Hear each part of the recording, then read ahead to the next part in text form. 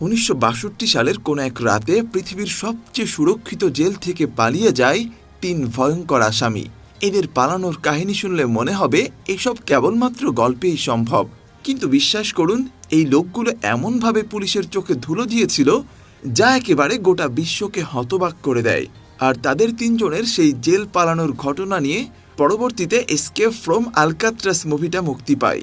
তো চলুন দেখে নেওয়া যাক শুধুমাত্র চামচ আর বুদ্ধি ব্যবহার করে পৃথিবীর ইতিহাসের ভয়ঙ্কর জেল পালানোর ঘটনা। গল্পের শুরুতে প্রচণ্ড বৃষ্টির মাঝে 2 জন পুলিশ মরিস নামের এক কয়েদিকে ধরে নিয়ে যায়। প্রথমে পুলিশরা এই কয়েদিকে জাহাজে করে একটা দ্বীপে নিয়ে যায়। সে জাহাজ থেকে নামতেই তাকে একটা গাড়িতে করে আলকাটাস নামের একটা জেলে নিয়ে যাওয়া হয়। এই দ্বীপে শুধুমাত্র এই জেলটা ছাড়া আর কিছুই নেই।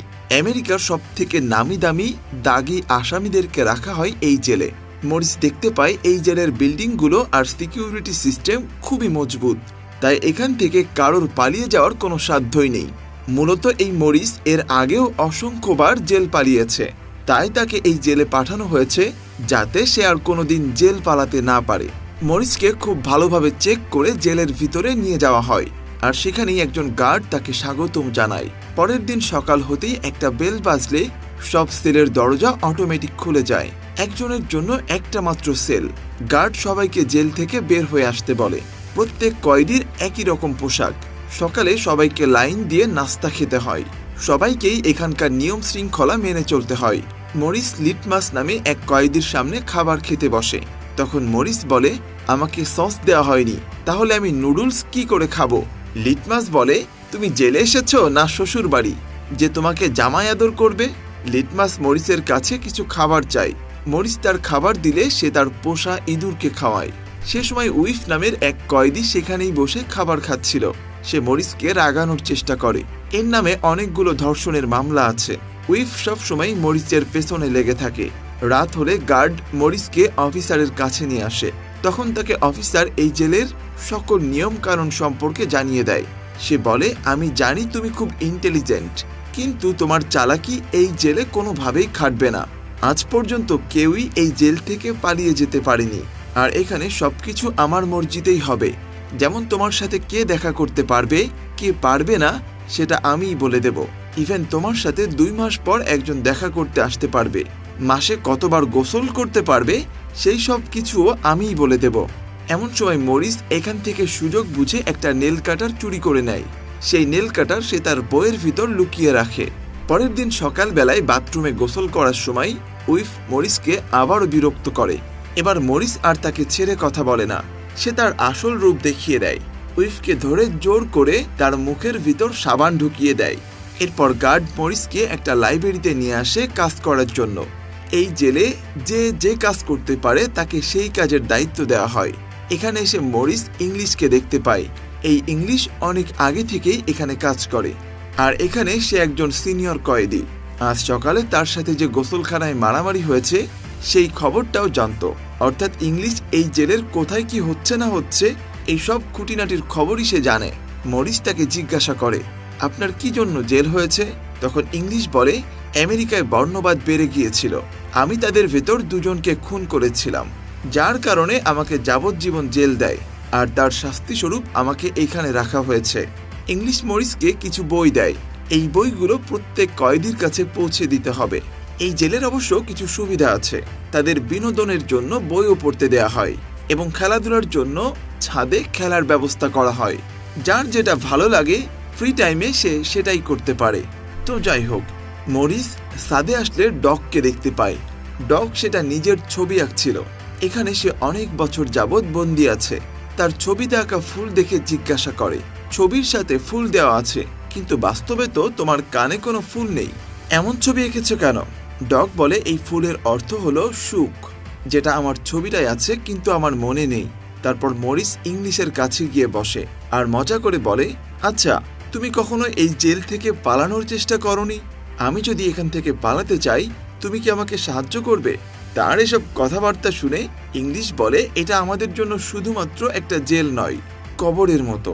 এখান থেকে পালানোর কল্পনা করাও ভুল হবে, কারণ তুমি পালিয়ে কোথা থেকে যাবে?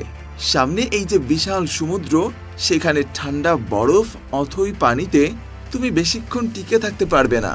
সাথে তো আছে আরো সমুদ্রের হিংস্র সব প্রাণী, আর এখানকার গার্ডরা অনেক ভয়ানক। 2 ঘন্টা পর পর হাজিরা নেয়। কিছু বছর আগে 2 জন কয়েদি জেল থেকে পালানোর চেষ্টা করেছিল, তার কারণে গার্ডরা তাকে গুলি করে মেরে ফেলেছিল। তাই অন্তত বেঁচে থাকতে হলে এইসব চিন্তা ভাবনা বাদ দাও। রাতের বেলা একদিন গার্ড এসে তার পরের দিনের কাজ তাকে বুঝিয়ে দিয়ে যায়। পরদিন মরিস লিটমাসকে বলে, আচ্ছা এখান থেকে কি করে পালানো যায়? লিটমাস মজা করে বলে, আরে এটা হচ্ছে একদম সিম্পল। তুমি তোমার সেলে থাকা ভেন্টিলেশন ভেঙে জেলের ছাদে চলে যাবে, সেখান থেকে গাড়ির কাছ থেকে চাবি নিয়ে টুপ করে পালিয়ে যাবে। লিটমাস এমন মজা করে এখান থেকে চলে যায়। এমন সময় পেছন থেকে উইফ তার উপর হামলা করতে আসলে ডগ তাকে সতর্ক করে দেয়। সাথে সাথে সেখানে উইফের এসে তার উপর হামলা করা শুরু করে। তাদের এই তুমুল লড়াই ছাড়াতে গিয়ে একজন গার্ডও আহত হয়। উপর থেকে আরও একজন গার্ড এই সমস্ত কিছু দেখতে পেয়ে তাদের উপর গুলি ছুটতে থাকে। ঘটনা গুরুতর আকারে খারাপ হয়ে যায়। এরপর তাদের দুজনকে ধরে ডি ব্লকে নিয়ে যাওয়া হয়। সেখানে বন্দীদেরকে আটকে রেখে শাস্তি দেওয়া হয়। আর এটা এমন একটা সেল যেখানে ঘুটঘুটে অন্ধকার এবং কোনো প্রকার সূর্যের আলো এই রুমের ভিতরে প্রবেশ করতে পারে না। সেলে ঢোকার আগে উইফ মরিসকে হুমকি দিয়ে বলে, তোমার মৃত্যু আমার হাত থেকে কেউ ঠেকাতে পারবে না।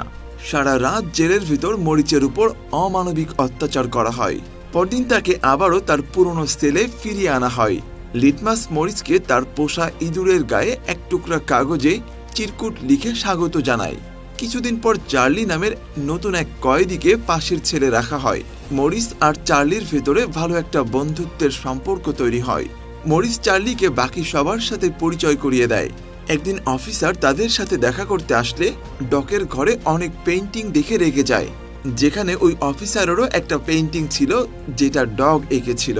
অফিসার গার্ডদের নির্দেশনা দিয়ে বলে, আজ থেকে ডকের পেইন্টিং করা যাবতীয় সবকিছু নিয়ে নেবে, কারণ ডগ পেইন্টিং বেশি করছে আর তার কাজ কম করছে। এদিকে ডগের জীবনের পেইন্টিং ছাড়া আর কোনো কিছুই ছিল না। সে শুধুমাত্র এই পেইন্টিং এর মাধ্যমেই নিজেকে বাঁচিয়ে রাখত। সে পুরোপুরি ভেঙে পড়ে, তার চোখে মুখে রাগও ফুটে উঠেছিল। মরিস গার্ডদের বলে ডগের উপর নজর রাখতে, কারণ সে হয়তো কোনো কিছু ভুল করে ফেলতে পারে। গার্ডরা তখন এত কিছু ভাবতে হবে না বলে মরিসকে তার কাজে পাঠিয়ে দেয়। এরপর কাজে গিয়ে কোড়াল নিয়ে এক কোপে তার হাতের 3টে আঙ্গুল কেটে ফেলে। সে বলে, যে আঙ্গুল দিয়ে আমি পেইন্টিং করতে পারবো না সেই আঙ্গুল থাকার চেয়ে না থাকাই ভালো। সেখানে থাকা সবাই অনেক ভয় পেয়ে যায়। কিছুক্ষণ পরেই মরিস গিয়ে দেখে ডগের পকেটে সেই ফুলটা রয়েছে, যেই ফুলটা সে তার পেইন্টিংয়ে এঁকেছিল। মরিস বুঝতে পারে এই ফুলটার মতো এখানকার মানুষগুলো তার থেকে সুখ কেড়ে নিয়েছে। তারপর মরিস ডগের কাটা 3টে আঙ্গুল একটা বক্সে তুলে গার্ডকে দিয়ে বলে, যাও গিয়ে তোমার অফিসারকে দিয়ে দাও, সে দেখে ভীষণ খুশি হবে। তারপরে মরিস তার সেলে এসে দেখে একটা তেলাপোকা তার ভেন্টিলেশন বেয়ে বাইরে চলে যাচ্ছে। এটা দেখেই সে চিন্তা করে এখান থেকে হয়তো যাওয়ার কোনো রাস্তা আছে। পরদিন সকালে নাস্তা করার সময় এক টেবিলে খেতে বসলে সেখানে নতুন 2 জন কয়েদি ছিল। এই নতুন 2 কয়েদির নাম জন এবং ক্লারেস। তারা মরিচকে জিজ্ঞাসা করে, কেমন আছো? মূলত এই 2 জন আগে এক সময় মরিচের সাথে একই জেলে ছিল, যার কারণে তারা পূর্ব পরিচিত। আর তারপর তারা 3 জন মিলে বেশ গল্প করতে থাকে। এদিকে চার্লির বান্ধবী তার সাথে দেখা করতে আসে, আর ইংলিশের মেয়ে আসে তার সাথে দেখা করতে। চার্লির বান্ধবী তাকে বলে, তোমার মা অনেক অসুস্থ, ডাক্তার বলেছে হয়তো আর বেশি দিন বাঁচবে না, 2 মাসের মতো সময় আছে তার হাতে। এমন সময় প্রহরী এসে বলে, তোমাদের সময় শেষ, এখান থেকে এখন যেতে পারো। তারপর চার্লি অনেক টেনশন করে।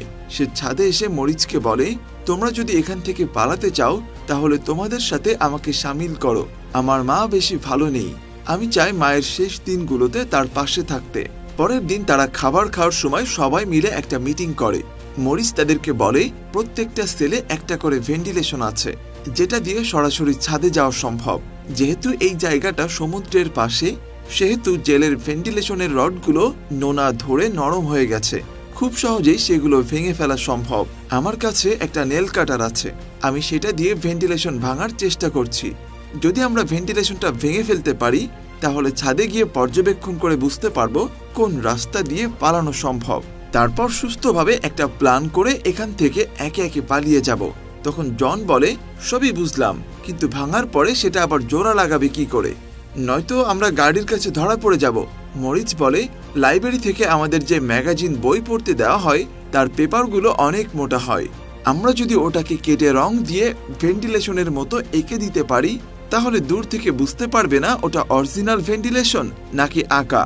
আর আমাদের পালাতে হলে অবশ্যই রাতে পালাতে হবে।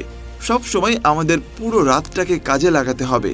জন বলে, যখন গার্ডরা পাহারা দেবে তখন যদি আমাদের সেলে দেখতে না পাই তাহলে তারা আমাদের খোঁজাখুঁজি করতে শুরু করবে। মরিস বলে, তারও প্ল্যান আছে। আমরা সবাই আমাদের মতো দেখতে একটা করে পুতুল বানাবো। বইয়ের কাগজ দিয়ে মাথা বানিয়ে সেটাতে স্কিন কালারের রং দিয়ে আমাদের মুখ আঁকতে হবে। মরিস জনকে বলে, তুমি যেহেতু জেলে সেলুনে কাজ করো, তুমি সেখান থেকে কিছু নকল চুল নিয়ে আসবে যাতে আমরা পুতুলটাতে লাগিয়ে দিয়ে সত্যি মানুষের মতো বানাতে পারি। পালানোর দিন রাতে এই পুতুলগুলো আমাদের বেডে শুইয়ে রেখে গায়ে কাঁথা দিয়ে আমাদেরকে চুপি চুপি পালিয়ে যেতে হবে। তারপর মরিস ক্লারেসকে বলে, তুমি যেহেতু টেইলারের কাজ করো, তুমি আমাদের জন্য রেইনকোটের ব্যবস্থা করবে। আমি যেভাবে বলে দেব তুমি সেইভাবেই সেলাই করে আনবে। আমরা হাওয়া ঢুকিয়ে ওইটা লাইফ জ্যাকেট বানিয়ে নেব। এই লাইফ জ্যাকেট দিয়ে আমরা পানিতে ডুবে যাব না, আর যতই ঠান্ডা হোক আমাদের তেমন ক্ষতি হবে না। এই সমুদ্র পাড়ি দিয়ে যে শহরটা আছে সেটা হলো ফিস্কো। আমরা প্রথমে সেখানে যাব না, কারণ আমাদের না পেয়ে সবাই খোঁজাখুঁজি করবে এই শহরটাতে। আমরা কষ্ট করে অ্যাঞ্জেল আইল্যান্ড নামে একটা দ্বীপে যাব, কারণ আমরা পালিয়ে যাওয়ার পর গার্ডরা প্রথমে সমুদ্র, তারপর ফিস্কো শহর, তারপরে আইল্যান্ড খুঁজবে। তারা ওই পর্যন্ত যাওয়ার আগেই আমরা এখান থেকে পালিয়ে যাব। প্রতিদিন রাতেই আমরা ভেন্টিলেশন খোদাইয়ের কাজ করব। যখন একজন কাজ করবে অন্যজন তখন গার্ডদের উপর নজর রাখবে। সেদিন রাত থেকেই যে যার মতো ভেন্টিলেশন খোঁড়ার কাজ শুরু করে দেয়। মরিস যখন ভেন্টিলেশন খুঁড়ছিল তখন চার্লস বাইরে পাহারা দিচ্ছিল গার্ড আসে কিনা। নেল কাটার খুব ছোট হয়, তাদের ভেন্টিলেশন খোঁড়ার কাজ তেমন ভালোভাবে এগোতে পারে না। পরের দিন খাবার খাওয়ার সময় মরিচের মাথায় একটা বুদ্ধি আসে। সে তার খাবার চামচটা জুতোর সাথে ঘষে ময়লা বানিয়ে গার্ডের ময়লা চামচ চেঞ্জ করে দিতে পারে। গার্ড তাকে একটা নতুন চামচ নিয়ে আসতে বলে। তারপর জন আর মরিস দুজন মিলে গার্ডের কাছে নতুন চামচ দিতে যায়। সেখানে জন গার্ডের সাথে কথা বলে তার মনোযোগ অন্যদিকে সরিয়ে দেয়, আর সেই সুযোগে মরিস সেখান থেকে 2টা চামচ সরিয়ে নেয়। রাতে ইংলিশ বই দিতে আসলে মরিস জিজ্ঞাসা করে, এখানে কি ঢালাইয়ের কোনো জিনিসপত্র পাওয়া যাবে? তখন ইংলিশ বুঝতে পারে মরিস এখান থেকে পালানোর জন্য মরিয়া হয়ে উঠেছে। তখন ইংলিশ বলে, আমি তোমাকে আগেই বলেছি এখান থেকে পালানো এতটা সহজ না। তুমি যেটা করছো ভুল করছো, আর এই ভুলের কারণে তোমার জীবন চলে যেতে পারে। এত বছরে আমি জেল থেকে পালানোর কথা চিন্তাও করিনি, আর তুমি এত জেদ করছো, না জানি কোন অঘটন ঘটে। ইংলিশের এসব কথায় মরিস কোনো কিছুই মনে করে না। পরের দিন খাবার খাওয়ার সময় মরিস লিটমাসকে তার খাবার ইঁদুরের জন্য খাবার দিয়ে তার থেকে ম্যাচের বক্স চেয়ে নেয়। লিটমাস রাজি হয়ে তার ম্যাচ মরিসকে দিয়ে দেয়। এরপর রাতে মরিস নেল কাটারের হ্যান্ডেল খুলে চামচের সাথে আগুনের তাপ দিয়ে জ্বালিয়ে একসাথে জুড়ে নেয়। তারপর এটা কাজে লাগিয়ে সে তার রুমের ভেন্টিলেশন ভাঙার কাজে ব্যবহার করে। চার্লি তার কাজ অনুযায়ী পাহারা দিতে থাকে। যদি কোনো গার্ড এদিকে আসে তাহলে সে সিটি মেরে সতর্ক করে দিবে। আজ সে পাহারা দিতে দিতে তার চোখ লেগে আসে। হঠাৎ সেখানেই একটা গার্ড চলে আসে। ভাগ্যক্রমে তার ঘুম ভেঙে যায়, কিন্তু টেনশনের কারণে চার্লি সিটি বাজাতে পারছিল না। তখন সে হাতের কাছে থাকা কিছু একটা ফেলে দেয়, যার শব্দ পেয়ে মরিস সতর্ক হয়ে যায় আর ভেন্টিলেশন ঢেকে সেখানে শুয়ে পড়ে। গার্ড এসে তাকে জিজ্ঞাসা করে, তুমি কি এখানে কিছু পুড়িয়েছো? তোমার রুম থেকে গন্ধ আসছে। মরিস বলে, স্যার আপনি এখানে থাকার পরে সিগারেট খাওয়ার সাহস কি করবে, আর আমি তো কোনো গন্ধ পাচ্ছি না। গার্ড খুশি হয়ে চলে যায়, কারণ সে ভাবে কেউ তো তাকে সম্মান করে। গ্রিল কাটার জন্য মরিচের এমন ধারালো কিছু প্রয়োজন, যার কারণে সে পরের দিন কাঠ কাটার কাজ করতে গিয়ে ছুরির মতো ধারালো একটা ব্লেড তুলে নেয়। তখন চার্লি তাকে বলে, মেটাল ডিটেকটিভ এড়িয়ে তুমি কি করে এটা বাইরে নিয়ে যাবে? মরিচ বলে, সেটা আমি বুঝে নেব। মরিচ বাইরে আসলেই দরজায় মেটাল ডিটেক্টর ব্যস্ত থাকে। গার্ড তাকে ধরে ফেলে। গার্ড তাকে জিজ্ঞাসা করে, এটা নিয়ে যাচ্ছিলে কেন? মরিচ বলে, স্যার কাপড় শুকানোর জন্য এটা নিয়ে যাচ্ছিলাম। গার্ড বলে, বেশি চালাকি করার চেষ্টা করো না, এটা আমার কাছে দিয়ে দাও। গার্ড তার কাছ থেকে মেটালটা নিয়ে সম্পূর্ণ চেক করে পাঠিয়ে দেয়। মূলত মরিচ সেখান থেকে একটা মেটাল চুরি করেনি, করেছিল 2টা। একটা সে জুতার তলায় আঠাতে লাগিয়ে আনে, আর অন্যটা হাতে করে নিয়ে আসে, যেটা গার্ডের কাছে ধরা পড়ে যায়। সেই মেটাল দিয়ে ভেন্টিলেশন কাটতে সক্ষম হয়। তারপর কাগজ দিয়ে মাথা তৈরি করে। সেখানে রেখে ছাদে চলে যায় পর্যবেক্ষণ করার জন্য। গার্ড চার্লিকে জিজ্ঞাসা করে, আজ তোমার বন্ধু অনেক আগেই ঘুমিয়ে পড়েছে। চার্লি অনেক ভয় পেয়ে যায়। সে বলে, স্যার, আজকে মরিচ অনেক ক্লান্ত, তাই সে আগেই ঘুমিয়ে পড়েছে। এমন সময় গার্ডের হাত থেকে লাঠিটা পড়ে যায়। সে লাঠিটা তুলতে গিয়ে দেখে মরিচের চুল আজ খুব অদ্ভুত দেখা যাচ্ছে। সে যখন মরিচের মাথায় হাত দিতে যায়, চার্লি তো পুরোপুরি ভয় পেয়ে যায়। আজ বুঝি মরিচ ধরা পড়ে গেল।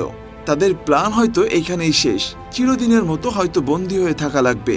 এমন সময় মরিচ বলে, স্যার, কি হয়েছে? আজকে আমার চুল বেশি ভালো লাগছে। মূলত শেষ মুহূর্তে এসে মরিচ তার জায়গায় শুয়ে পড়ে।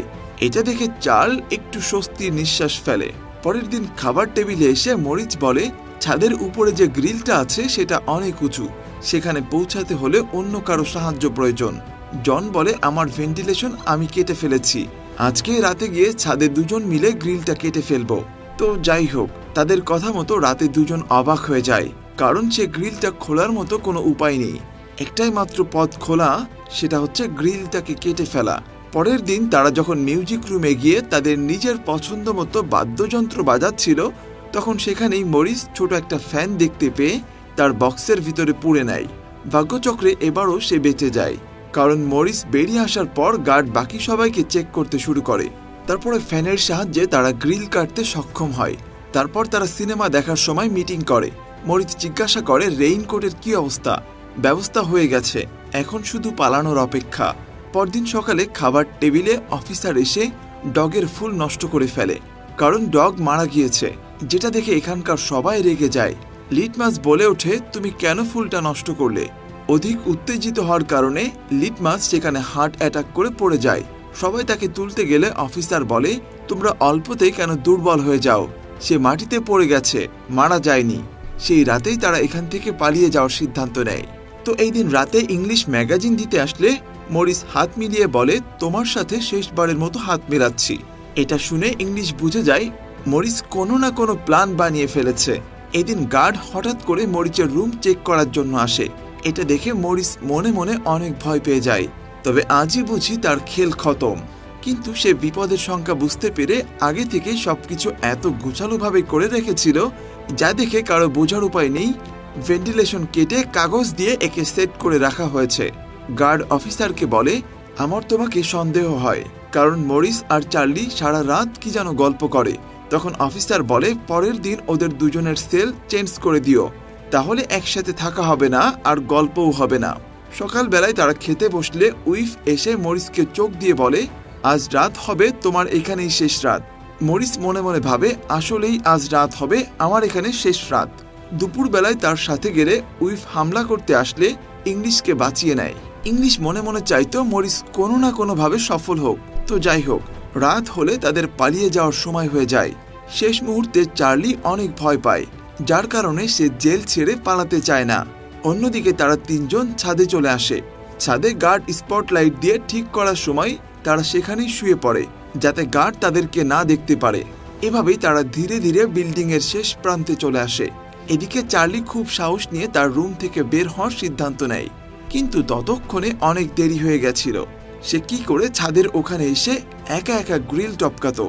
অন্যদিকে বাকি তিনজন ছাদ থেকে নিচে চলে আসে। সেখানে কাটা তারের একটা বেড়া দেখতে পায়।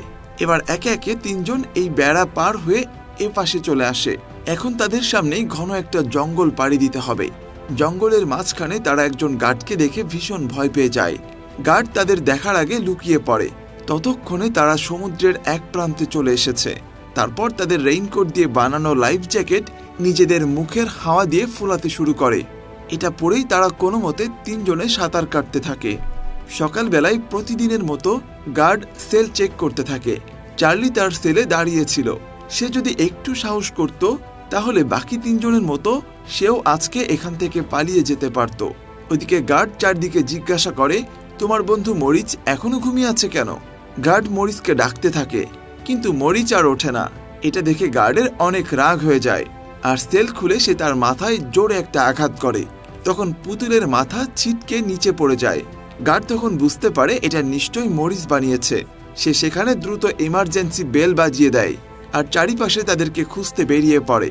জেলের অফিসার মনে করে এখান থেকে পালিয়ে তারা পানির ভিতরে আসলে মরে পড়ে থাকবে, কারণ পানি যে পরিমাণে ঠান্ডা তাতে কেউ বাঁচতে পারবে না। অফিসার বলে, তারা যখন পালাচ্ছিল তোমরা কি করছিলে? ঘুমিয়েছিলে? এতদিন যাবৎ ধরে এত কিছু হলো, তোমরা কেউ কিছু জানো না, কিছুই ঠিক পাওনি। তখন অফিসার একটা পাথরের উপর ডগের সেই ফুলটা দেখতে পায়, অর্থাৎ তাকে একটা ট্রেড দিয়ে যায়। গার্ডরা অনেক খোঁজাখুঁজি করার পরও তাদের কোথাও খুঁজে পায় না, এমনকি তাদের লাশও খুঁজে পাওয়া যায় না। অফিসার তার চাকরি বাঁচানোর ভয়ে মিথ্যা রিপোর্ট করে। সে বলে এই পানিতে তারা 3 জন মারা গেছে, কারণ হেড অফিস থেকে এখানে লাশ দেখতে আসবে না। এভাবেই এই অসাধারণ গল্পটা শেষ হয়। এবার চলুন এই গল্পের সাথে জড়িত কিছু ইতিহাস জেনে নেওয়া যাক। ওই 3 জন পালিয়ে যাওয়ার 1 বছরের মধ্যেই ওই আলকাত্রাজ জেলটা বন্ধ করে দেওয়া হয়। তাছাড়া যেসব জিনিস ব্যবহার করে তারা জেল থেকে পালিয়েছিল সেই সব কিছুই এখনো খুব যত্ন করে রেখে দেওয়া হয়েছে। আর সেই আলকাত্রাজ জেলখানা এখন একটা জাদুঘর হিসেবে রাখা হয়েছে। তো এই ছিল আজকের গল্প। আবারও ফিরবো নতুন কোনো গল্প নিয়ে। ততক্ষণ পর্যন্ত ভালো থাকবেন, সুস্থ থাকবেন, আর আমার জন্য দোয়া করবেন। আল্লাহ হাফেজ।